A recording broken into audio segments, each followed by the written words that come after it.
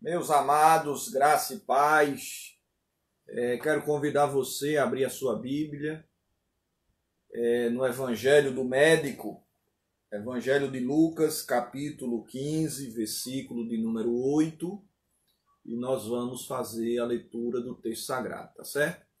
Então, abra aí sua Bíblia, Lucas, capítulo de número 15, versículo 8, e nós vamos fazer a leitura desse texto.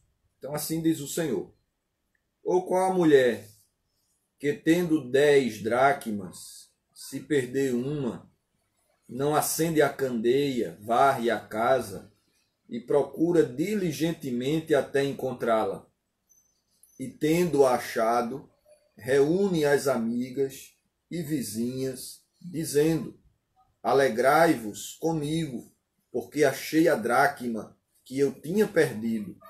Eu vos afirmo que, de igual modo, há júbilo diante dos anjos de Deus por um pecador que se arrepende. Vamos orar? Santo Deus, bendito seja o teu nome.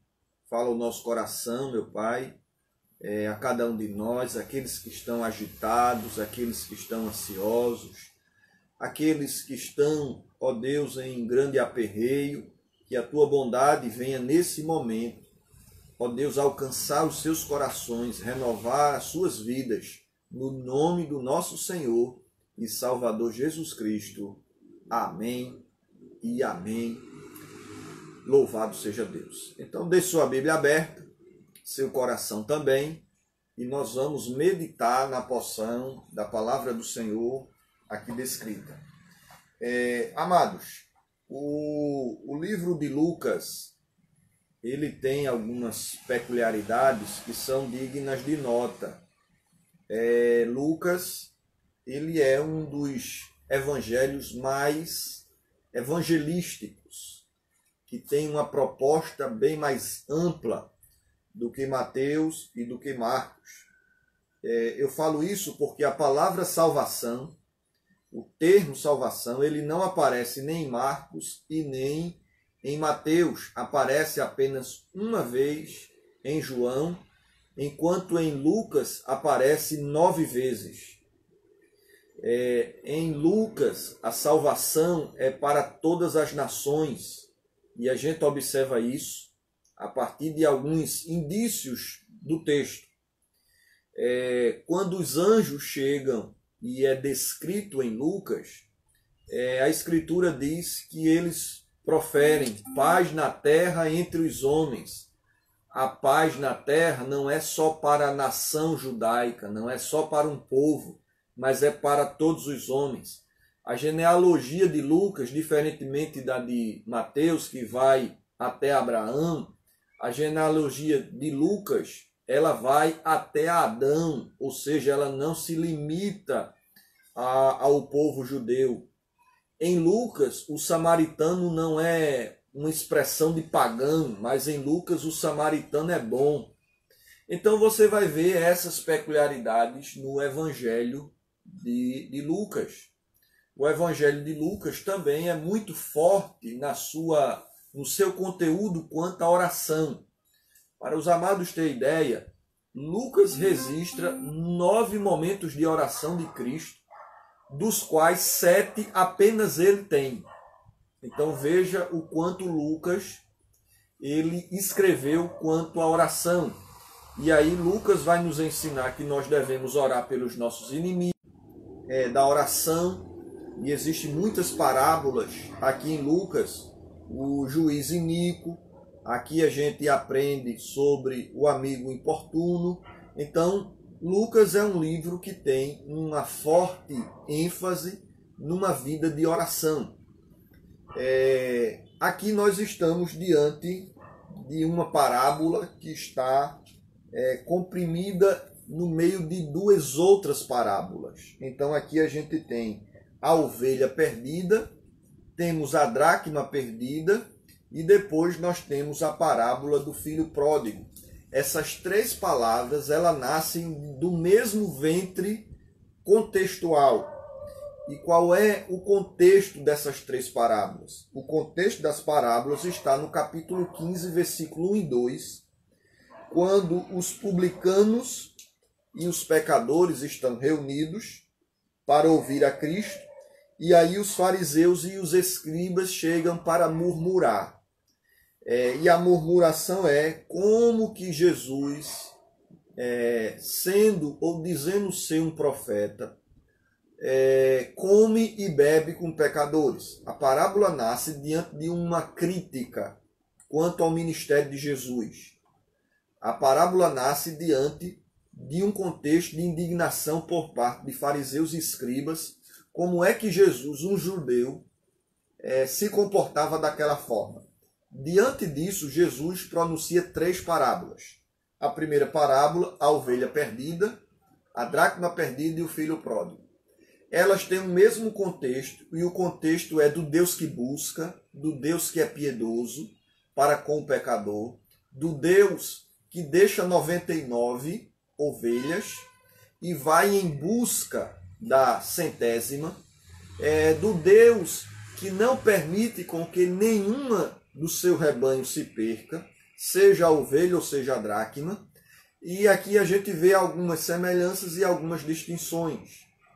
É interessante que a parábola da ovelha perdida, o pastor vai buscar, a dracma perdida, a mulher vai procurar, a parábola do filho pródigo, o pai não vai buscar o filho, o pai aguarda na sua casa que esse filho retorne à casa do pai, aprendendo as lições de que só existe conforto, de que só existe paz e alegria dentro da vontade de Deus, dentro do reino de Deus. A parábola do filho pródigo mostra que todas as atratividades extra-reino, que todas as seduções além da casa do pai são grandes maquiagens, são grandes miragens, são grandes enganos.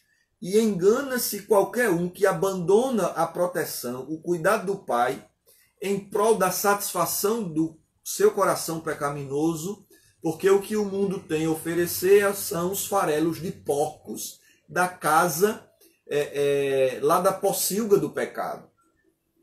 Então, esse é o contexto das três parábolas. E aí nós vamos nos dedicar aos ensinos da parábola da dracma perdida. Então, se você estiver anotando, anote, deixe sua Bíblia aberta, seu coração também, tá certo? Então, a primeira lição que eu gostaria de extrair desse texto é que esse texto começa com um grande problema. Você tem problemas? Você alguma vez já disse, meu Deus, e agora? Então, essa parábola ela começa com um problema. E o problema é, perdeu-se algo. Algo foi embora. Algo que fazia parte dos nossos pertences sumiu. A vida, amados irmãos, nós carregamos não só momentos de conquistas, mas também momentos de derrotas. Derrotas na nossa vida espiritual, na nossa vida conjugal, na nossa vida familiar. Nós, muitas vezes, temos sucessivas perdas. E isso traz alguns danos. E diante dessa primeira lição, é que todos nós temos problemas, como nós devemos lidar com ele? Como reagir às intempéries da vida? Como nós devemos responder àquilo que nos inquieta, aquilo que gera medo, aquilo que gera ansiedade? E aí a Escritura vai nos dar alguns passos a partir da ação dessa mulher. Então deixe sua Bíblia aberta, acompanha comigo, por favor. Lucas capítulo 15, versículo de número 8. E a primeira ação que essa mulher tem, que é digna de nota e que deve servir para nós, é que ela reconhece que perdeu algo. Essa é a primeira lição de como nós devemos reagir à lição principal que todos nós temos problemas, independente do credo religioso, independente da espiritualidade, independente da classe social, independente se temos recurso ou não, todos nós temos os pés de barro e temos problemas. Mas a primeira forma de reagirmos ao problema é reconhecer que ele existe. Precisamos reconhecer que perdemos alguma coisa. E aí essa mulher transparece para cada um de nós que nós precisamos de sensibilidade quanto à nossa própria realidade. Nós precisamos sempre estar limpando o espelho da nossa visão para que ele venha refletir quem verdadeiramente somos. É interessante que o grande rei Henrique VIII, ele mandou fazer uma pintura dele mesmo e o pintor tirou algumas de suas rugas. E ele reclamou do pintor, ele disse: esse não sou eu, cadê as minhas espinhas? Cadê as minhas rugas? Ele não tinha dificuldade de reconhecer quem ele era. Ele não tinha a dificuldade de perceber algumas possíveis deformações no seu rosto. E nós precisamos, amados irmãos, reconhecer quem somos. E aí eu pergunto a você, quem você é?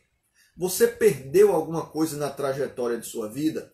E aqui eu gostaria de provocar uma reflexão sobre 3 áreas que nós precisamos ter uma reflexão sobre quem somos. A primeira delas é sobre a nossa vida espiritual. Você já perdeu alguma coisa na sua espiritualidade? Você ora menos do que orava antes? Você tem menos prazer na casa do Senhor do que antes? Você se deleita menos na leitura bíblica do que antes? Amados, não existe transformação sem reconhecimento de quem somos.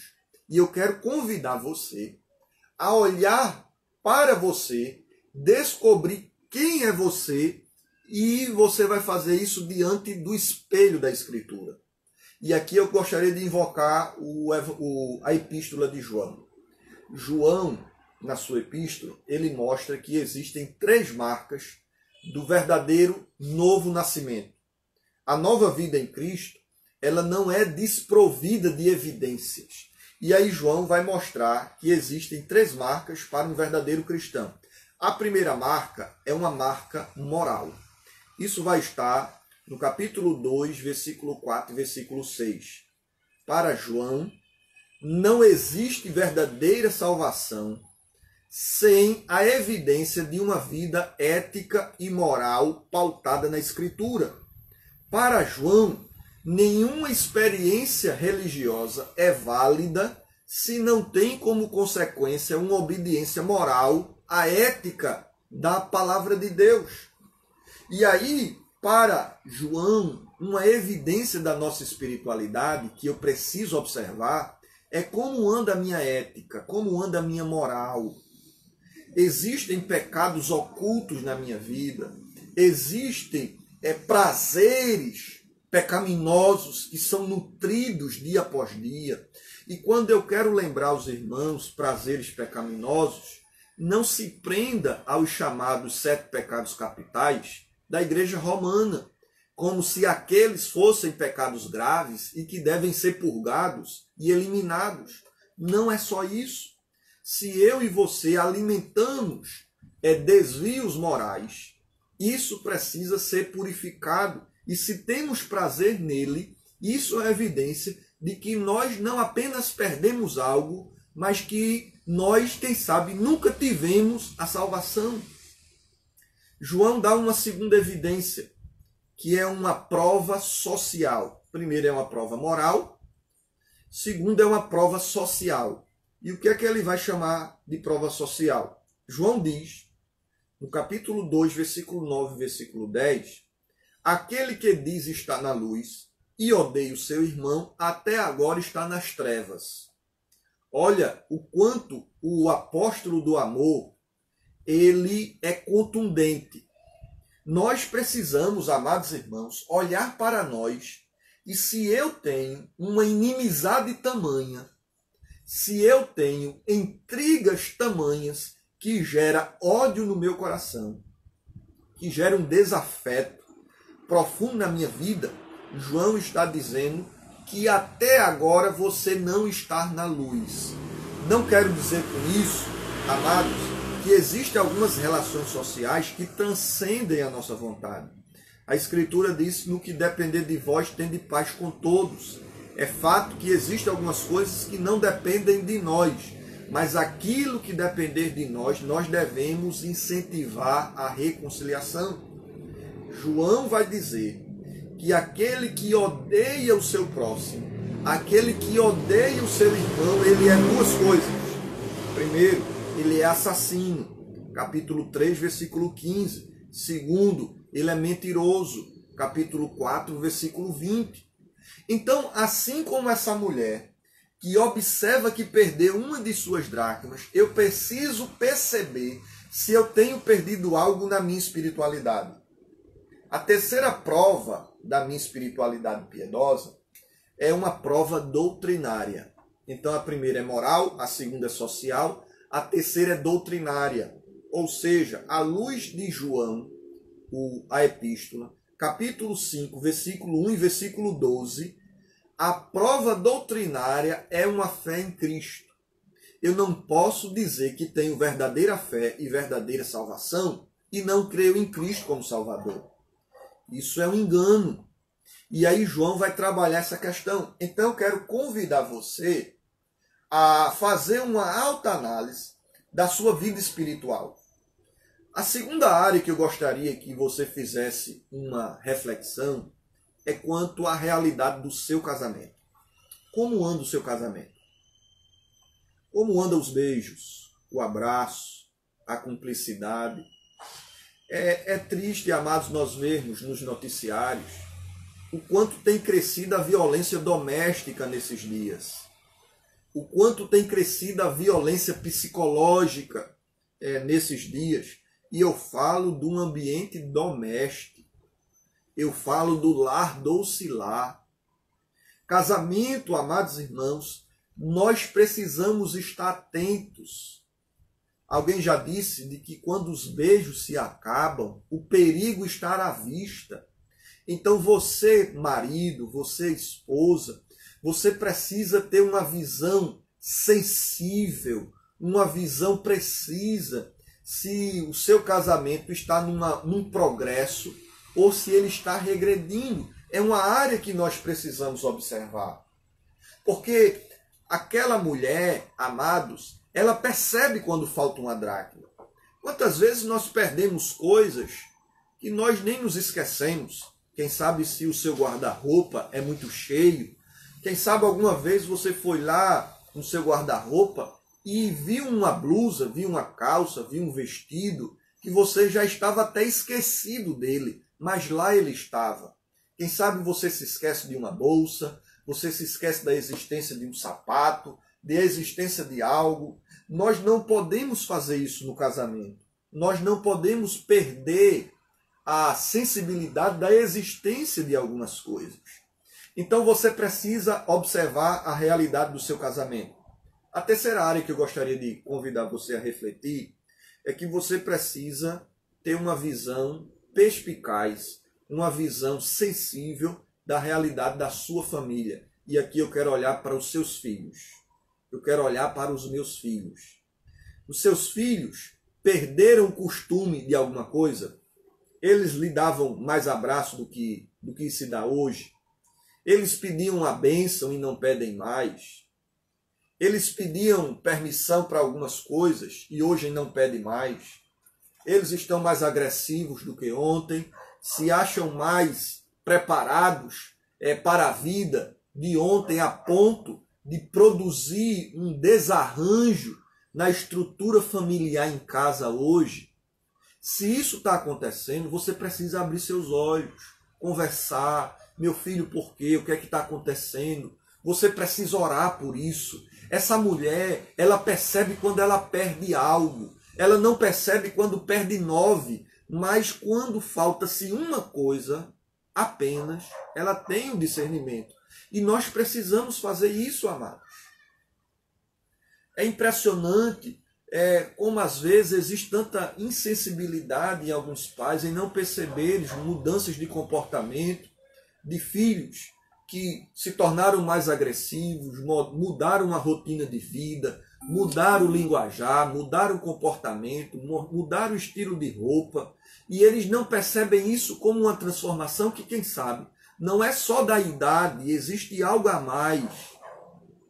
Não seria o uso indevido de drogas lícitas e ilícitas? Não seria isso um reflexo de que eles não são tão piedosos como nós gostaríamos que eles fossem?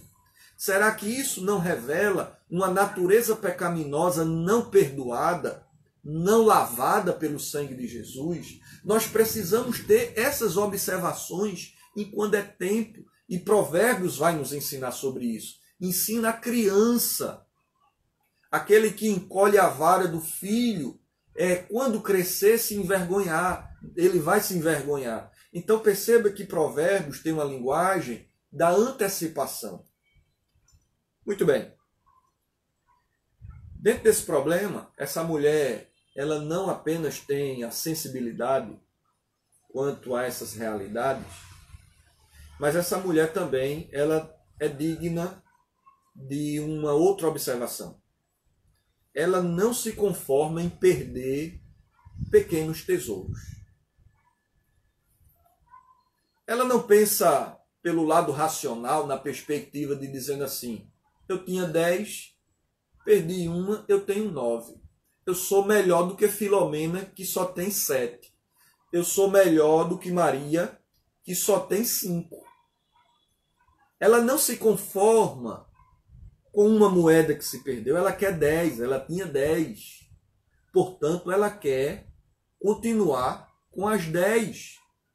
E isso é importante, amados, porque às vezes a gente chega para a nossa vida espiritual e diz assim, eu perdi algumas coisas, mas eu ainda tenho 9, viu? Eu não oro 1 hora, mas eu peço oração. Eu não vou à igreja como eu ia antes, mas eu vou de vez em quando. Eu não beijo meu marido como beijava antes, mas eu sou fiel a ele.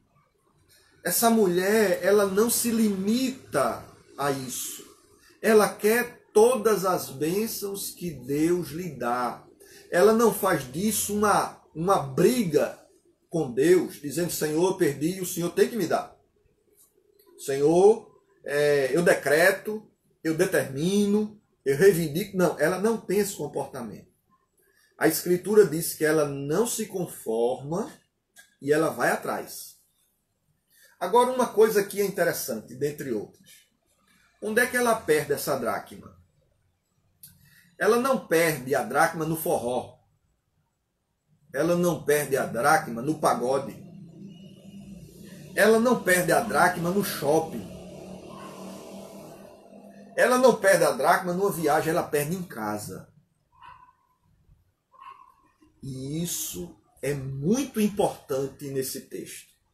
É importante, amados, porque às vezes nós temos uma vigilância geográfica. Nós temos uma vigilância territorial. Ou seja, se meu filho diz assim, vou sair de casa, aí eu ligo o alerta de vigia. Vou orar, Senhor, guarda de um acidente no trânsito, guarda de um assalto, guarda dos homens maus, guarda do álcool, guarda da maconha. Mas se eles estão em casa, eles estão protegidos. Engano. Aqui a Escritura nos ensina que a nossa vigilância não deve ser uma vigilância geográfica, deve ser uma vigilância do coração. Porque é dele que procede todas as coisas. Amados, nós podemos perder uma espiritualidade fervorosa mesmo indo para a igreja dominicalmente. Podemos perder o amor do cônjuge, o respeito, os beijos e os abraços, mesmo dormindo com ele todas as noites. Pode-se perder a disciplina dos filhos, entenda disciplina, essa palavra foi muito distorcida, A palavra disciplina vem da palavra paideia, vem da palavra ensino. Nós podemos perder o ensino para com os nossos filhos, mesmo almoçando, tomando café e jantando com ele todos os dias. O que nós precisamos ter cuidado não é de uma vigilância geográfica, é de uma vigilância do coração. Essa mulher perde a dracma dentro de casa. Muitas vezes, irmãos, por descuido, a nossa casa se torna, muitas vezes mais, uma rinha de galo, um local de batalha do que um lar docilar. É muitas vezes na nossa casa que nós ferimos o cônjuge. É na nossa casa que nós falamos e temos diálogos impiedosos, piadas indecentes, lições não bíblicas. E aqui nós precisamos ter essa consciência de que nós precisamos ter vigilância dentro da nossa própria casa, ou seja, do nosso coração. Seu filho pode estar em casa e ainda assim estar desprotegido se o seu coração não estiver com ele, o Senhor Jesus Cristo, seu filho e nós mesmos, a partir do celular, a partir de uma TV. Você pode estar dentro de casa e dentro de um prostíbulo. Você pode estar dentro de casa e dentro de um site de pornografia. Você pode estar dentro de casa e assistir coisas indecentes, alimentar e nutrir um coração cheio de paixões pecaminosas. Então a nossa espiritualidade e a nossa vigilância não deve ser geográfica, deve ser do coração. Essa mulher, quando ela perde, ela não busca culpados. Isso é também uma outra lição desse texto. A Escritura diz: perdi a dracma. Ela não lança a ausência daquela dracma, ter perdido aquela dracma, a culpa da empregada doméstica. É você que não guardou. Ela não chama o marido e diz assim: a culpa é sua. Ela não chama os filhos e diz assim: cadê você? Quem mexeu? Ela diz: perdi. Amados, algumas coisas que nós perdemos, nós precisamos ter a humildade de reconhecer que a falha é nossa. Nós só vamos achar algumas coisas quando nós dissermos assim: eu pequei contra ti, somente contra ti pequei, fiz o que era mal aos teus olhos. Mas aí a gente se depara com a segunda lição desse texto. Acompanha comigo aí, tá? Primeira lição, um grande problema. A segunda lição, uma grande busca. O que é que essa mulher faz com a dracma que foi embora? Ela vai procurar na doida? Ela vai procurar com o coração cheio de ansiedade, eu tenho que achar, revira tudo de todo jeito? Não. Olhe para a sua Bíblia. Lucas, capítulo de número 15, versículo 8. Primeira coisa que essa mulher faz é acender a candeia. As casas antigas, em especial dos pobres, elas não tinham janelas. Então elas eram naturalmente escuras. Mas essa mulher, antes de ter ação, ela busca iluminação. Às vezes, amados, nós queremos encontrar algumas coisas na força do nosso braço. Quantos casais querem reencontrar a paixão, o amor, o calor, por uma via que não é a luz do Evangelho, e só encontram com isso outros abismos, e outros danos, e outras ausências. A Escritura diz que essa mulher primeiro acende a candeia. Ela não procura na doida, ela não procura a cega, tateando. E luz na Escritura tem dois significados. Primeiro, do próprio Cristo. Salmo 27 diz: o Senhor é a minha luz. Segundo, Luz na Bíblia significa palavra de Deus. Lâmpada para os meus pés é a tua palavra e luz para o meu caminho. Ou seja, meus amados, algumas coisas na nossa espiritualidade, no nosso casamento, na nossa família, não serão encontradas sem Cristo e sua palavra.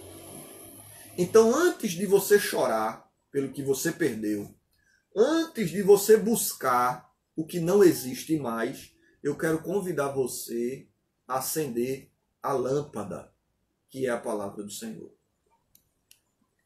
Essa mulher acende a lâmpada. Uma segunda coisa que essa mulher faz, ela varre a casa. A Escritura diz, versículo 8, que ela começou a varrer. Esse ato de varrer nos ensina uma ação de disposição.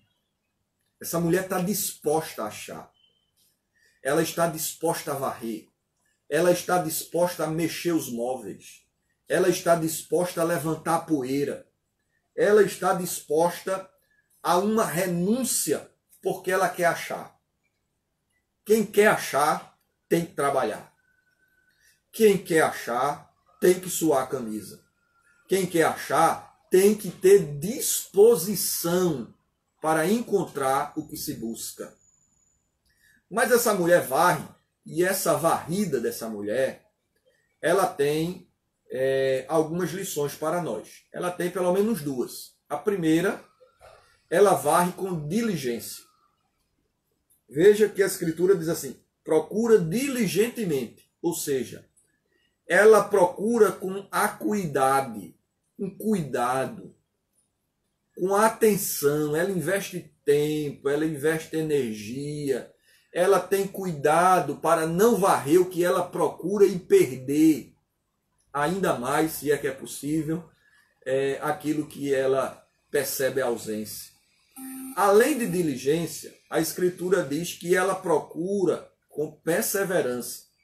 A Bíblia diz que ela procura, ela varre até achar. Não é uma busca de meia hora. Amados, algumas coisas que nós perdemos há anos, quem sabe a gente não vai achar numa conversa. A gente não vai achar numa DR. Alguns danos que foram causados pelo tempo, no desgaste conjugal, a gente não vai achar numa noite de oração, a não ser que Deus assim queira. Vai exigir de nós disposição para varrer, e para varrer até achar. Então, se você foi faltoso com seu cônjuge, não exija uma piedade do outro em perdoar, em isso, se você também não teve a piedade de exercer os seus papéis em Cristo. Então, seja paciente, seja longânimo, você precisa de perseverança. Nós precisamos exercer esses ofícios para que nós venhamos ter uma vida saudável. Essa mulher varra até achar. E aí a gente se depara com a terceira lição desse texto. A primeira, um grande problema. A segunda, uma grande busca. E a terceira, uma grande alegria. Todo aquele esforço teve uma recompensa. A Bíblia diz, tendo achado, ela acha o que buscou. Eu quero dizer a você que em Cristo, Deus pode restaurar a sua espiritualidade. Não somente restaurar, Deus pode avivar seu coração de uma forma que você nunca foi tão vivo em Cristo. Imagina só, amados irmãos, se tivéssemos hoje a maturidade com fogo que tinha antes. Antigamente, quem sabe, tínhamos muito fogo, muita energia, dobrávamos os nossos joelhos em horas de oração, leíamos a Bíblia, esquecíamos do relógio, íamos para a igreja, evangelizávamos, mas nós tínhamos fogo, mas não tínhamos substância, não tinha maturidade, não tinha vivência cristã, quem sabe tivemos tantos erros. Hoje nós temos maturidade, hoje nós temos um pouco mais de experiência, de conhecimento da Escritura, mas já não temos mais a mesma energia espiritual. Não estou falando de energia física. Imagina hoje você ter energia espiritual e física também, de que tinha antes, com a maturidade que se tem hoje. Eu quero dizer que é possível Deus fazer isso, porque aquele que busca com o candeeiro aceso, com a vassoura da disposição, em ação, a Escritura diz que acha. Você pode achar o que perdeu. Uma espiritualidade fervorosa, um casamento amável, uma família reunida, você pode achar isso. Agora não desista nos primeiros empecilhos. Não jogue a toalha nas primeiras dificuldades. Não diga, não chamo mais ninguém para a igreja. Não vou orar mais, porque eu já fiz demais. Nunca desista de seus sonhos. Nunca desista da sua espiritualidade. Não desista do seu casamento. Não desista da sua família. Não desista daquilo que Deus lhe deu. Essa mulher, quando ela encontra, ela dá uma festa. Ela conta o testemunho a cheio, para que outros sejam incentivados a procurar também. Para que outros se sintam motivados a dizer, procure também, porque eu achei, você pode achar também. E a Escritura dá aqui uma outra lição, amados, que quando nós achamos, a alegria não é só a alegria de um mundo, mas de dois. A Bíblia diz que a alegria diante de Deus. Olha que coisa aqui. A Bíblia diz aqui, versículo 10, eu vos afirmo que de igual modo há júbilo diante dos anjos de Deus. Esse diante dos anjos, ele pode ter dois significados. Os anjos alegres, porque os anjos testemunham as nossas vitórias e as nossas derrotas.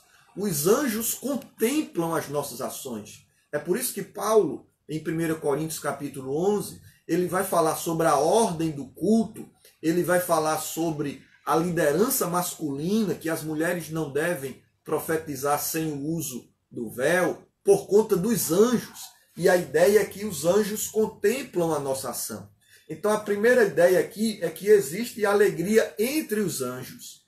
Mas também a Escritura diz aqui que é diante dos anjos. Ou seja, Deus também se alegra quando nós nos reencontramos com aquilo que Ele nos deu. O próprio Deus se alegra, amados irmãos, no contexto aqui da nossa salvação. Aquele que nada pode ser acrescentado à sua divindade, ao seu ser, à sua natureza, ele se alegra com a salvação de um perdido, pois a Bíblia diz que ele não tem prazer na morte do ímpio. Portanto, meus amados, eu quero convidar você a fazer uma autoanálise. O que é que você tem perdido até agora? Nós não somos acostumados a fazer isso sem murmuração. Sempre quando nós fazemos essa retrospectiva, isso gera tristeza se nós perdemos alguma coisa. Mas eu gostaria de convidar você a fazer essa retrospectiva, não com tristeza na alma, mas como uma ressignificação, como um start na sua vida, como um recomeço na sua existência. Então eu quero convidar você a fazer essa reflexão. O que você perdeu na sua espiritualidade, no seu casamento e na sua família? E agora que você sabe, você vai pegar o candeeiro, você vai pegar a lâmpada ou vai ficar lambendo as feridas de um passado que não existe mais? Você vai se deitar na rede da depressão, na cama box da ansiedade e vai dizer assim, eita, quanta coisa eu perdi. Eu quero convidar você a pegar a sua candeia, Cristo e a Bíblia, pegar a vassoura, sua ação, e pegar o suor do seu rosto, a perseverança, e varrer e reconstruir até achar. Eu queria orar por você. nesse momento, no nome do Senhor Jesus.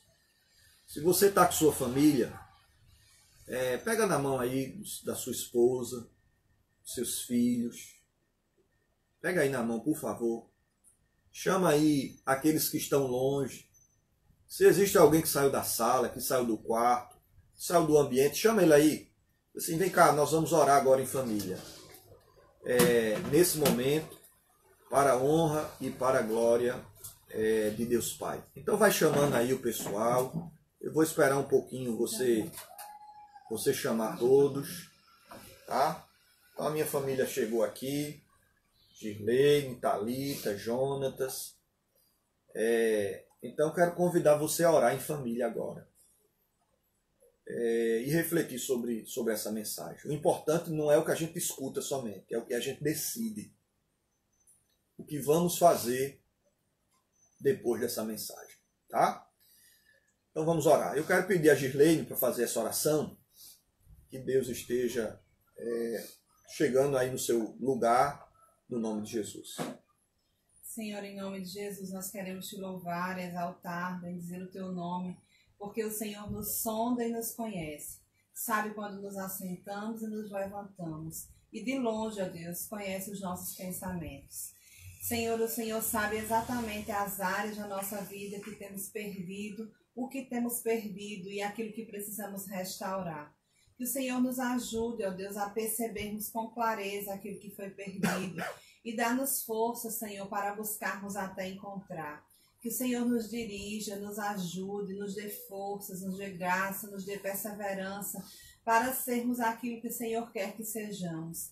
Para termos, ó Deus, uma espiritualidade reconstruída pelo Senhor, uma família restaurada, filhos que te glorifiquem, Senhor.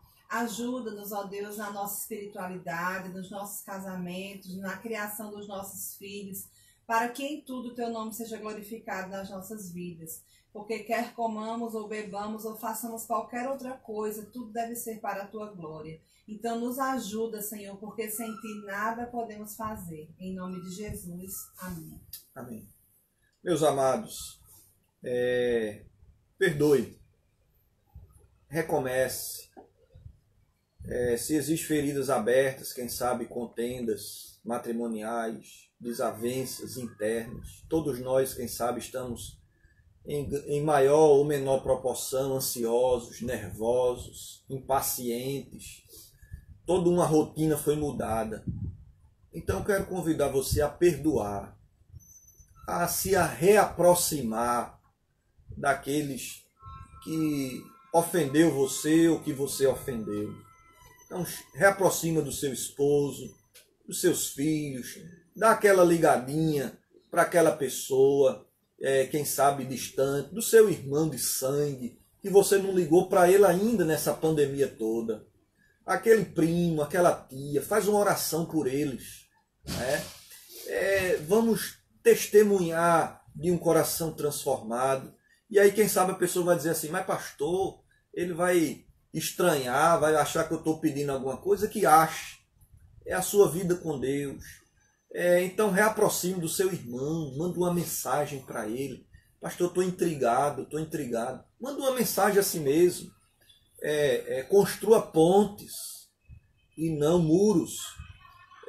E Deus vai tirar um peso, um fardo do seu coração. Esse é o momento de nós buscarmos coisas que unem, coisas que nos aproximam em Cristo Jesus. Então eu queria deixar um abraço para todos os irmãos aqui no nome de Jesus Cristo.